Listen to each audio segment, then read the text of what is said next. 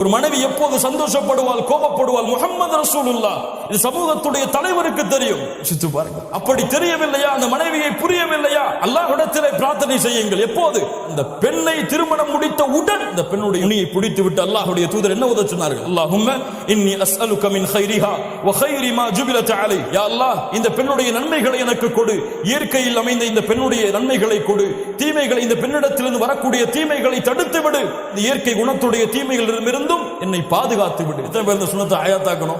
லா இலாஹ இல்லல்லாஹ். கண்ணியத்துக்குரியவர்களே, அல்லாஹ் ரப்பல் ஆலமீன் நம்மை பாதுகாப்பானாக. அல்லாஹ்விடத்திலே முறையிடு. யா அல்லாஹ், இந்த பெண்ணுடைய நன்மையை கற்றுக் கொடு, இந்த பெண்ணுடைய தீமையை கற்றுக் கொடு. பெண்ணிடத்தில் நன்மையும் இருக்கும், தீமையும் இருக்கும். இரண்டும் இல்லாத பெண் இந்த உலகத்தில் யாரும் கிடையாது. அல்லாஹ்வுடைய தூதர் ஸல்லல்லாஹு அலைஹி வஸல்லம் அதனால் தான் சொன்னார்கள், எந்த ஒரு மூமினான ஆணும் எந்த ஒரு மூமினான பெண்ணும் பிரிந்து விட வேண்டாம். அவர்களிடத்தில் இருக்கக்கூடிய வெறுப்பின் காரணமாக அந்த கணவன் அந்த பெண்ணிடத்திலே ஒரு குணத்தை கொண்டு வெறுப்படைந்தால் இன்னொரு குணத்தை கொண்டு திருப்தி அடையட்டும்.